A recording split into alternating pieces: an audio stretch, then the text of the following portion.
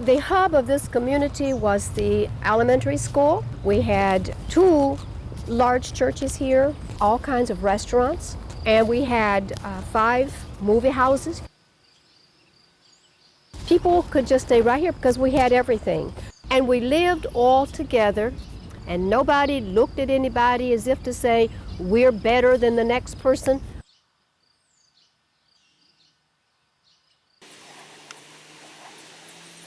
Cleaners. Oil bakeries, We had, there was 3 cleaners over here. Marie mama had a beauty shop down the street. She had a beauty shop down there. I used to go down, I used to take my wife down there. On Milford, it was something, we had a laundromat up there, the Coney Island joint, the restaurant, the shoe shine, the hat cleaner's place, and then the hardware that was up there. You had to leave off 3, 4 blocks. You get everything you wanted. The population at that time in this neighborhood, there was probably 4,000 or more families. And there was a house on every single lot. It was a boarding house. All we had to do was I paid $25 a week. $25 a week. Shoot, 1 room.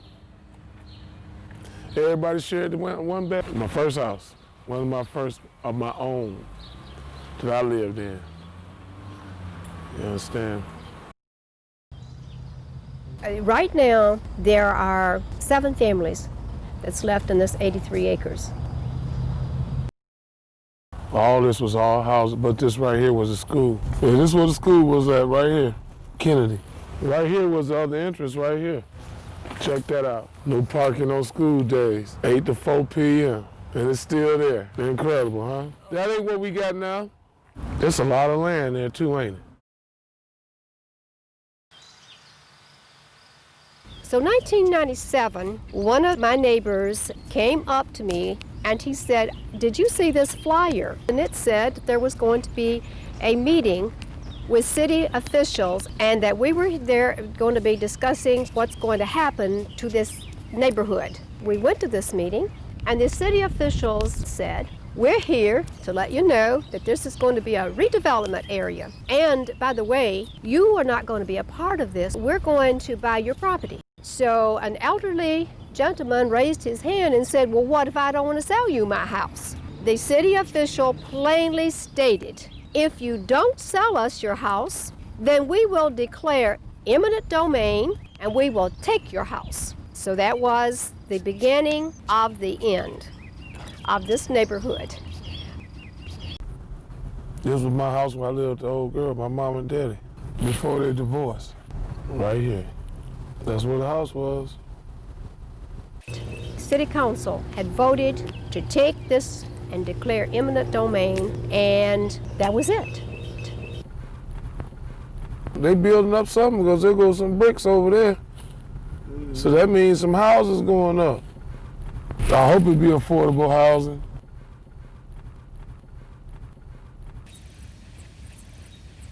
Now, I told the city at the meeting that I will not go. That is my home. This is my community. I've been here for 46 years. I'm going nowhere. And the only time I'm going to move is when I decide to move. We're the richest country in the world, right? We should have health care. Automatic. Right or wrong? Free. Motherfucker gets sick, go to the motherfucking doctor. You understand? The motherfuckers should pay for that shit. Y'all sending motherfucking billions of dollars over to these motherfuckers that got oil and all this kind of crazy. That's some crazy shit. The day that they came to tear down the church, I asked them if they could please leave those trees. They cut this big, huge tree down, and my husband and I came up and counted the rings. That tree was 137 years old. You destroy the whole community, you destroyed people's homes, but the least you could do is leave the trees that's been here for 100+ years. There was a store on that corner right there, wasn't it, Brenda? They still got the phone booth up there. Ain't that something? The phone is there, but the building is gone. Ain't that something? This is my home, and I intend to stay in this home until I get ready to go to my final home, and that's going to be of my choosing and the Lord's choosing, and not the city. I feel very much at home. I feel very safe here. Safety, quality of life here. Having that comfort and having that camaraderie between the families and in this community that's that tight, that we watch out for each other. If somebody's on vacation, everybody knows. Growing up around the same people, I know all the people in the neighborhood. They know me. I went to school with them and all that. You know what I'm saying? I could count on the neighbors, and they were more willing to help actually than family was. Better suited for our lifestyle and has everything we could possibly want in a home. Not to say, it's the American dream, to have a good life and have money and be able to have insurance and all those things. Because it's quieter, peaceful. Oh, it was tree lined. It was so green and pretty. Everybody's lawn was manicured. There was pride in their property. Great neighborhood, I'm telling you. It was like 1 in a million. People wanted lower taxes, they wanted more space. There's an idea of like a dream home, so to speak, when there's things that you think about the house that was perfect and has everything you want in it. And they're developing 3 or 4 miles beyond that, and now they're continuously going where the land is cheaper. They're building the large homes on the cheaper land. Home ownership has always been a cornerstone of America and why America is so great. It was a big, big house. Back in those days, when they build a home, they build a home. It was solid. The houses were kept up, and there weren't any empty or vacant spaces like it is now. The main drag, which is 59, it has every single store or restaurant, anything you could ever possibly need is right there, within a mile from my house. Because everything out here is new.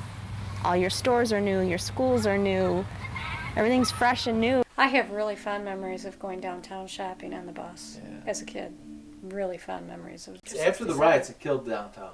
The riots killed downtown like it was done. The cops started the riot.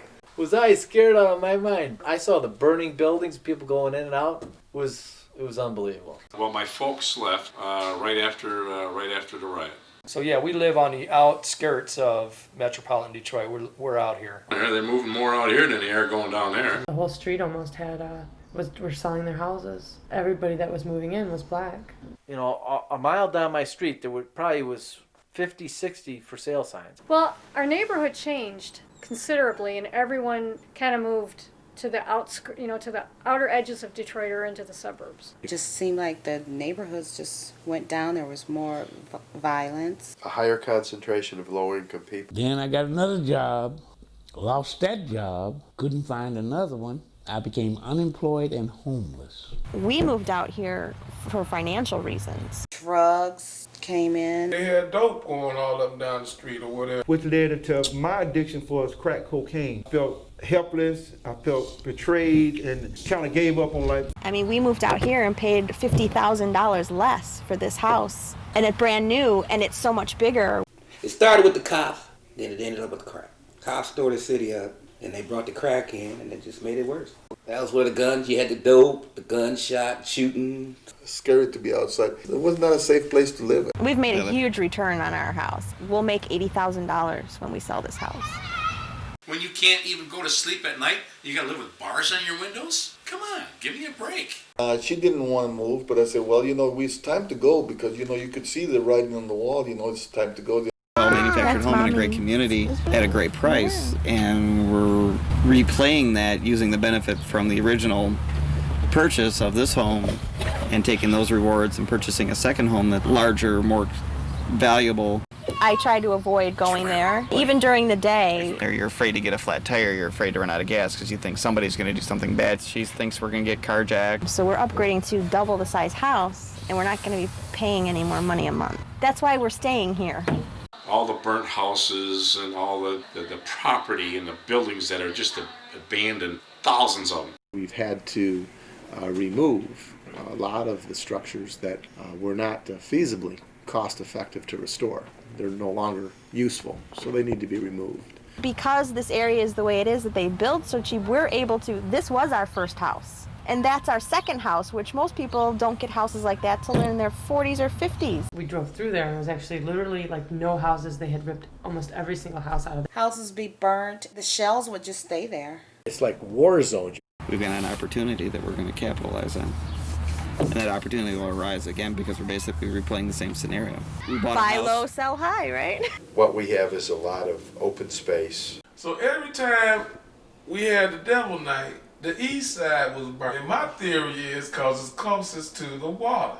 So you want to burn down all them houses over there to build up new condominiums. All right? Buy up all that land and put up condos because it's closest to the water. You have a job, you make money, and you spend that money. It's a consumer system. It's about supply and demand. That's America. Why would you want to go down there? What kind of incentive do I have to go back and live in that town? There's nothing for me to go. There's not that many places to go. Like, there's no museums. There's not many activities within walking distance of your house. So if we wanted to do something that, we would have to go downtown. If I had to drive to do that once a year, you know, that's fine. A lot of things to do in downtown. You know, they have the car shows, and then they have the Autorama. We go to a football game. We go to baseball games. As far as entertainment really to us is family. Or church. Yeah. They don't worry about us on the other side of town. You know, the side of the freeway. Two different worlds when you go downtown. You're looking at the Hollywood when you're in downtown, and then on the other side, you're looking at the ghetto. Recreation, we just drive around. I love to drive with my family. Walking on the sidewalks, down the side of the street and stuff like that. Not everybody has a car down there. Out here, everybody has a car. You drive everywhere. In the city, you walk. Here I felt kind of secluded and isolated. I don't know if it's boredom, but it's a lack of like stimulation, like cultural or like. My kids don't have any friends on our block. You know, the media portrays Detroit worldwide as this really bad place, and no, Detroit's not a bad place. Washington, D.C. is worse than Detroit. I've been there. Right around the corner from the president's Oval Office. But in suburbs, everybody go behind their walls, and that's it. People would drive into their garages and close the door, and you wouldn't see them out. Gotta stay real close to the peeps because we gotta keep together. Families like living together, like helping each other out, sort of, you know. You gotta get unity, and you know what I'm saying? Everything's tight. So isolated. You know, I just felt like, gosh, we're not part of the world anymore. Because there isn't that sense of community, I think. Urban pioneer. I wanted to be one of the guys that moved back into the city in the old house and fix, you know, those old beautiful houses up. Why don't we try to get like a real house, like a house that's, you know, has substance to it, a brick house, something that, you know, has been around for a long time, that has character, and spend our time and work on it and put our love and energy into it and make it better. We go out, the Europeans come in. That's how it is. You see, over the years and months, people kept sending on fire. They were selling dope out of here, and then the police kept sending on fire. You know, I guess they're trying to get it torn down. You know, but people still got to have somewhere to go. So it's sad, but you got to do what you got to do. You know, come right here and sleep.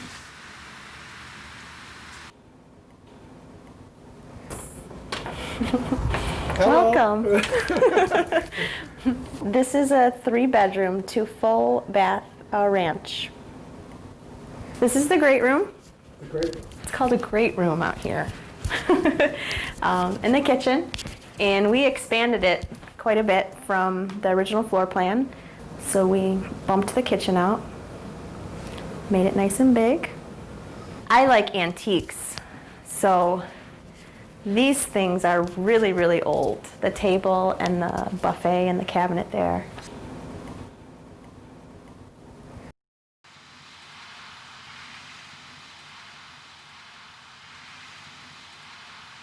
I stayed a winter and a summer in here. But I had heaters. I had like heaters. Yeah, I had propane heaters. I had everything boarded up. I had plastic all over the windows. And, you know, to make sure everything was comfortable, you know, so I wouldn't be too cold.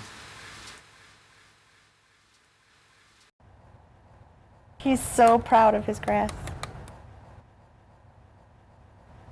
It was all completely dirt when we bought this house. And we had a sod laying party one day, and all of our friends and family came over, and we all threw the grass down. Now, when this apartment was working and stuff, a guy died right in that bedroom right there. He caught on fire. He got burned up right in that room right there. An older guy. Here's another part where someone sleep at as well, right here. Somebody else sleeping here because they got that boarded up. Where they keep the wind off them or the rain. This is my safari bathroom. Just because it's, because of all the animals and the African theme. This is my daughter's bedroom. We love lavender. Purple's her favorite color, so everything is purple.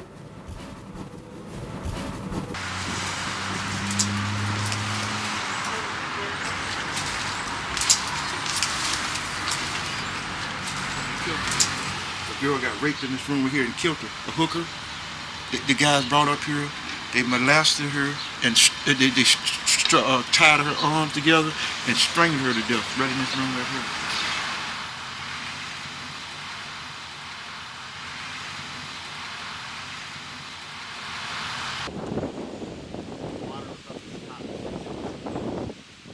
None of this used to be here. A lot has changed. A lot of these subdivisions used to be golf courses. Basically in here they have ranches, which are 1 level, colonials, which are 2 levels, and split levels, which is ours, which would be kind of a combination between a ranch and a colonial.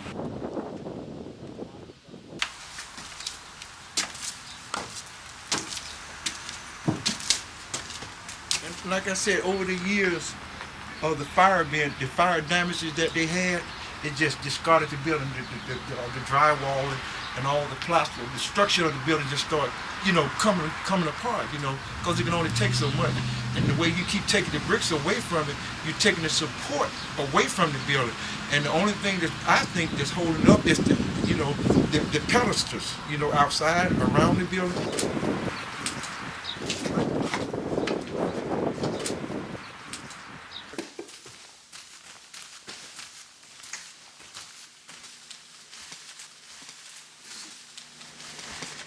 Be the kids' bath, double sinks again.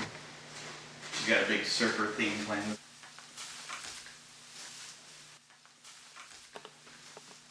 They have different faces of the home called elevations. You can choose, and each elevation costs, as you upgrade the elevation, obviously your price upgrades. And some of the things we didn't find important because this really doesn't add a lot of value to the home as much as a square footage would.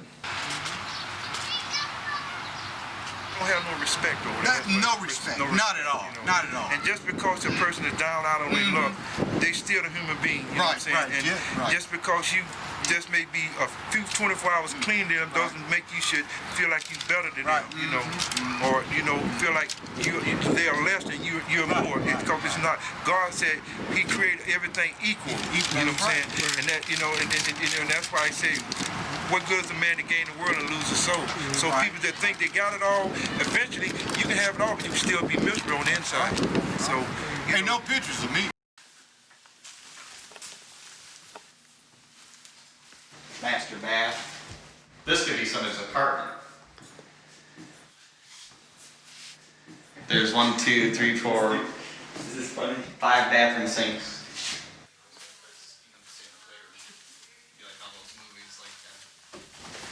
This will be the kids' room where all their toys and stuff are, and study room as they get older.